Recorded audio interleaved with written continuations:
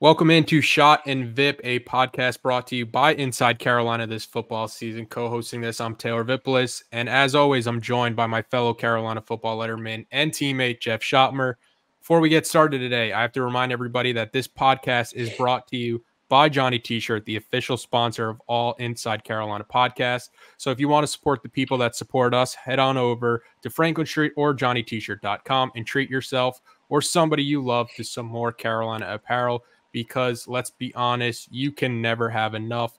They've got such a wide selection of football gear. They have the jerseys, the t-shirts, the hats, you name it. They've got it at a great affordable price. And not to mention, they are locally and alumni owned and operated. Great people over at Johnny T-Shirt. And don't forget, Inside Carolina premium subscribers save 10% off their orders. All right, Jeff, Carolina goes on the road at Pitt in a rainy environment, a trap environment, some would say. And Carolina comes out 4-0. They beat Pitt 41-24. What were your biggest takeaways watching this game? You said it, 4-0. You know, the mission pregame is to win the game, obviously. And look, we have a team that can contend, and that's all we're asking for at this point in the season. You know, we're 4 games into the season. We played 3 Power 5 opponents and three pretty good teams. Obviously, App State is one of the teams we played, and they're a great team as well. So, look, after 4 games, we're a team that can contend. You know, there's 14 teams total in the ACC. I think 7 to this point in the season, you know, still have a chance to compete for the ACC championship. Realistically, I think there's 4. And we put ourselves in position to be one of those 4 teams. And however you draw it up, you know, it wasn't the prettiest game. There were some flashes of really good football at times, and there were some flashes of really bad ball at times. But look, at the end of the day, 7-point favorites going into the game, ACC opponent on the road, and historically we've always played Pitt pretty close. And to finish that game with, you know, a 17-point victory, I think anyone that's a member of, you know, Tar Heel community should be happy with that performance. I think you hit it on the nail right there, where you said that we saw good football and we saw bad football, and it's super encouraging to see this North Carolina team from a Carolina perspective to be able to control games, and they're not even playing anywhere near their best football. Last year, we saw them get into either these shootouts or these one-possession games where we're basically asking Drake Maye to win or lose the game on the final possession. We're really not getting that this year, except for that App State game, which was a weird outlier, it looks like, for this season, playing that in-state rival kind of team. I think that's the biggest difference from last year to this year, where these games aren't really close. And there's a lot of things that fans can nitpick, but they've played a lot of stress-free fourth quarters, stress-free, quote-unquote, because the game is not over until it's over. But I think if I'm a Carolina fan, that's what I'm the most encouraged by, that this team does still have a ton of room for growth. And I think you also hit it, that this team shows that they are a contender. They should be taken serious as an ACC title contender, and it starts with Drake Maye. I thought Drake was I'm just so impressed with Drake and his ability to run this offense, where for him it just looks effortless out there. And then he has the lefty pass and can kind of do no wrong as he stares at his hand. What'd you kind of make of Drake's performance?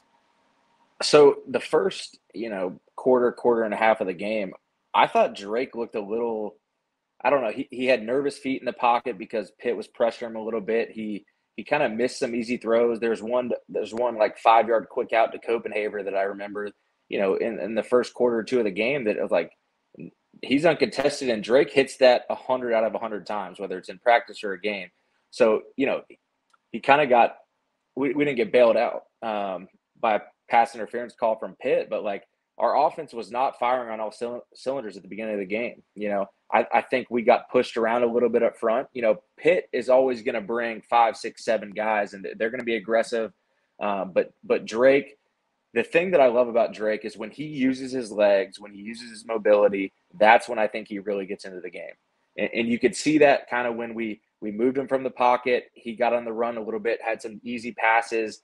He converted a couple of third downs with his legs. I think that's what really gets him in the flow of the game, because Drake, at his core, he is just an athlete playing the game. He's a quarterback by nature, but he's just a true athlete. He loves getting hit. He loves running around with the ball in his hands, kind of playing that carefree, backyard football style. And I think that's what really kind of gets him into the heart of the game. And once we do that, he settled his feet down. He settled his eye progression down. And he was able to make some big-time throws. And, look, this is what we expect from Drake now. We expect him to carry our team. And, he had another great performance for us.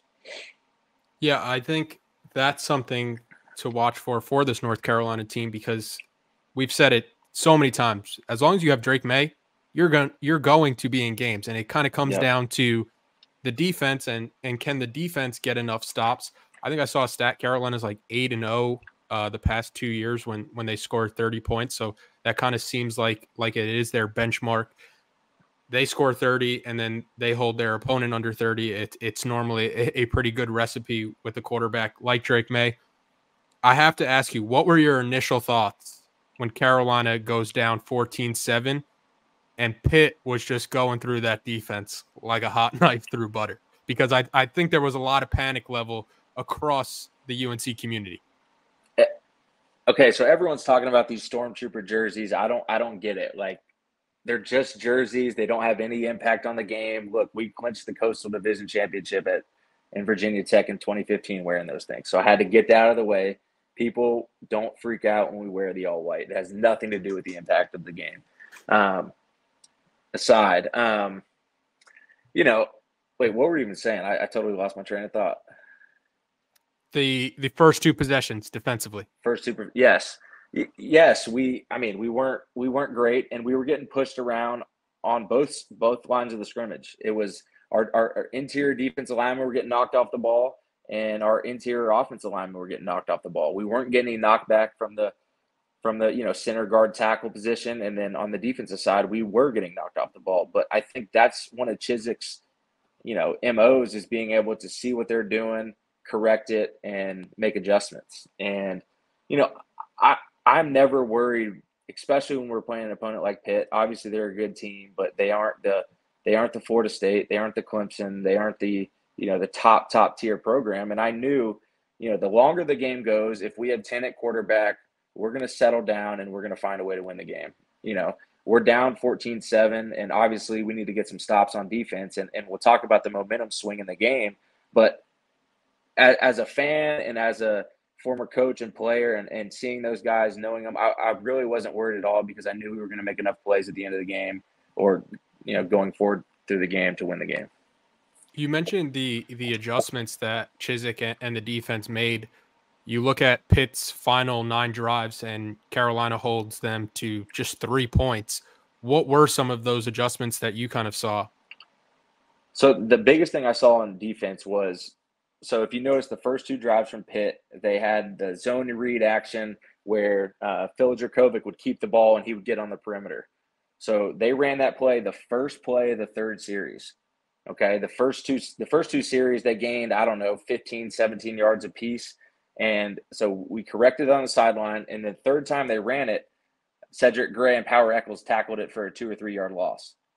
So it wasn't anything that they were doing crazy. Maybe we hadn't seen that in the first 3 games from them, but as soon as we got a beat on it, our players are smart enough, especially at the linebacker position, to get those sideline adjustments and apply them to the next series. And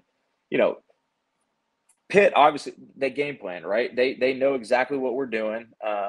They kind of out-physicaled us in the first 2 drives, but they hit us on some quick man beaters on third and 4th and short, to pick our man defense and run the little routes to the flat. It wasn't like Phil Dracovic was sitting back there picking us apart. It was schemed up plays that they executed, and obviously they popped some runs on us. But look, we let up 14 points in the first quarter, and after that, it was 3 points, because that kickoff return doesn't go against the defense. Yeah, kick return.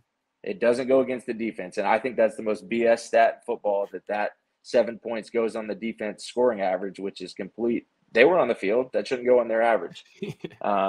So our defense lets up 17 points in the game, 14 points in the first 2 drives. So, I came into the season saying if our defense can let up 25 or less a game, we're going to win a lot of games. And look, we did have some issues in the first 2 drives, but the fact that we got that corrected and turned up our physicality meter a little bit, that was exciting to see.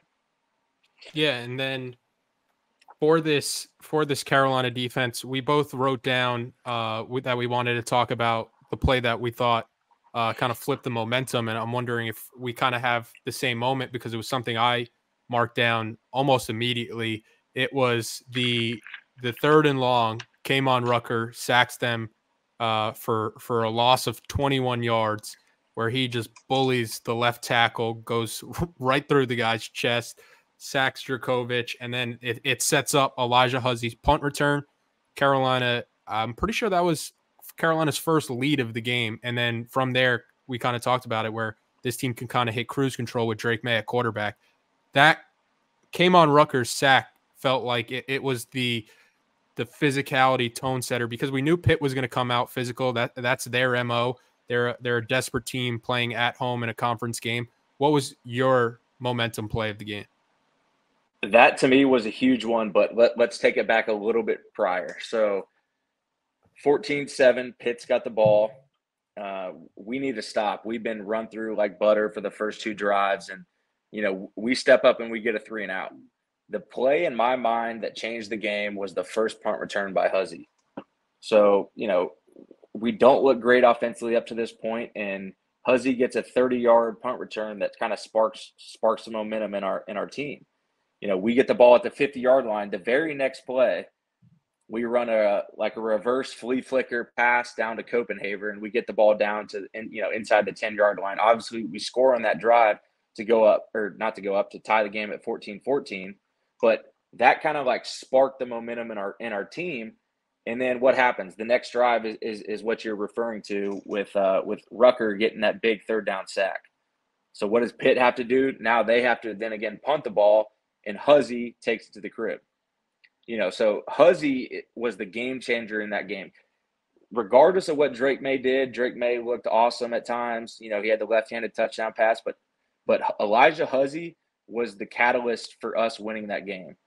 The 3rd down PBU he had in the first half, kind of on the Carolina sideline, he just makes plays, man. He's a great football player. He's a ball hawk. He makes plays when the ball's in his hands, and he was the best player on the field last night, and I truly believe that. Yeah, you have to give it up for Carolina's talent evaluators to identify him as a player that could move up a level. And I think you're dead on that he is Carolina's best defensive player more often than not. And I'm watching the game, and I'm like, why are these quarterbacks still testing it? Like at some point they're going to have to learn to be like, hey, 28, we're going to have to look the other way, because it does feel like he makes that big of an impact. The other player on the other side of the ball that I wanted to make sure that we shouted out was J.J. Jones, who Nate McCollum carries the receivers last week with over 100 yards. And I think J.J. Jones really set this Pitt team up with being able to win on the outside and being able to kind of stretch the field. And I think when you see Drake's confidence go up in somebody like J.J. Jones, knowing that your Tez Walker is out of the equation, but you do have Nate McCollum, you do have J.J. Jones stepping up now. You have 7 receivers have a catch for over 15 yards. What did you kind of see from this offense with their big play potential, and then specifically with J.J. Jones? The funny thing about this offense is, besides Drake, we haven't really had a mainstay production-wise through the first 4 games, right? The first game, it was Kobe Paysauer that looked great, and British Brooks. The second game, it was Hampton. The third game, it was McCollum. And then this game, it was J.J. Jones. So that's great as UNC looks at it, because now they have multiple players stepping up in the absence of Tez Walker, who I'm never going to shut the door on that guy. I still believe there's a chance we're going to get him back later in the season. Love the optimism. I told you never say never. There's a chance we're going to get that guy back. But no, it just shows the versatility our offense has, and that's what we need with Drake at the helm. We need playmakers around him to step up. And JJ was a highly recruited kid.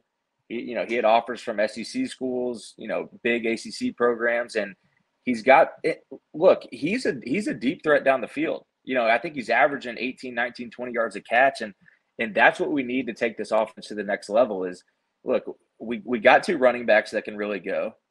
We got McCollum that shows flashes, but we need guys that can stretch the field and not take. I don't think he's got the top end speed to truly take the top off the defense, but he's a big body that can consistently win on the outside. And as we keep with feeding him, Drake Maye too, I think Drake does have that ability to make a good receiver great and an average receiver good. For sure. Because, as we talked about on the prior episodes, we don't have a true number one. If everyone thinks that Nate McCollum is a true number one, he's not. He's a really good college football player. A true number one is Josh Downs. There's a noticeable difference between Josh Downs and Nate McCollum. And if you can't recognize that, then I don't know what to tell you. But he's a phenomenal player. But we got to win by committee, especially at receiver. So it does help that JJ is stepping up and being a reliable threat for us, because we're going to need that. We didn't hear much from Kobe Pacehour this game, and in the first 2 games he looked like he was, a really, really good player. So it's good for our offense. It's good for our team morale for guys to step up, and we spread the ball around and get guys involved that haven't really produced in a high level for us in the past. Yeah, and I think one other thing to note from this game is some people, the people that can't really just enjoy a good win on a Monday or on a Sunday, some people are complaining that they feel like the offensive coordinator kind of took his foot off the gas. I think part of that is that this bye week is coming for Carolina at the perfect time, because I think they really need Willie Lampkin back. But I didn't see anything that made me think that Carolina was kind of taking their foot off the gas. It seemed like that was a game they were in total control of. Total control. I think at the end of the first half, I knew we were going to win by 14 plus. Obviously the news comes out at the start of the second half where Jurkovec is out for the game. And then if you watched 1 or 2 series of the Pitt's backup play, we knew all we had to do was just run the clock out. Let's get out of here. Let's go home with a win, 4-0. We're 4-0. Look, I didn't even want to watch the late third quarter, fourth quarter. So I put no stock into the play calling for the later half of the game. We were just trying to run the clock out. They couldn't do anything against our defense. That quarterback was not ready for primetime action. So don't. Carolina fans, please do not look into the play calling for the last half of the game. Yeah, and then a few stats before we get out of here, and a final question. Power 5 offenses, Carolina's played 3 of them. They've held them to 17, 13, and then 17 again. A noticeable, tremendous upgrade from the defense of last year. And then I have some of the Pro Football Focus grades, because I know people love those. Power Echols was the highest graded player on the defense with an 88.4. The second highest, your other boy, Cedric Gray, with an 80.9. So it was the linebackers kind of leading the way. Alijah Huzzie was third for players, for starters for Carolina. And then Drake Maye led the way offensively with an 80.1. He's been pretty steady somewhere in that 80 to 85 range. And I think he's been pretty consistent with what you're getting from him. The other person I think that we have to shout out, Noah Burnett.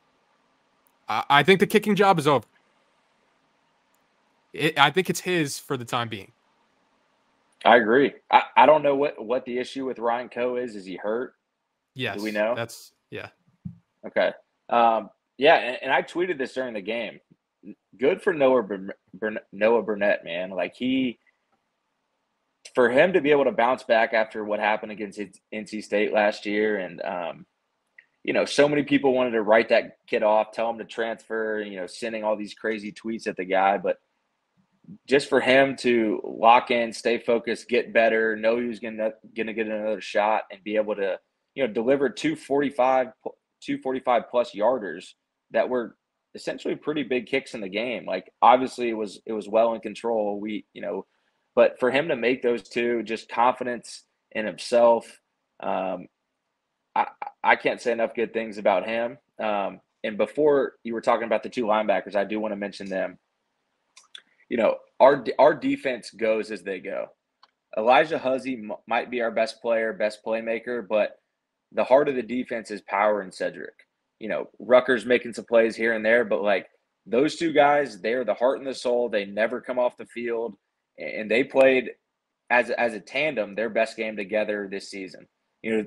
I challenged them a couple of weeks ago because versus App State, they were getting cut out of gaps. They were missing tackles. They kind of flew under the radar. And in our defense, they need to be noticed. And Power Eccles may have played one of his best games as a Tar Heel. He didn't have like the crazy stats, but whenever you looked up, he was making TFLs on screens. He got his hand in the passing game, tip ball. He was right where he needed to be. And Cedric, he's as steady as they come, man. You look up at the end out of every game, he's got 9 tackles, a tackle for loss, and a PBU. I mean, that is consistent as can be. He's always making plays. So, look, as long as those guys are, flying around making plays, we're going to be in a good spot. And as long as you get on the plane after a win, everything's always good. Coaches could coach you up a bit harder, and now Carolina goes into the bye week, but a great victory Monday. I always enjoy seeing Schott's face on a victory Monday. Appreciate everybody watching and listening, and Schott, appreciate the time as always, man. Always, Vipp. 4-0, baby.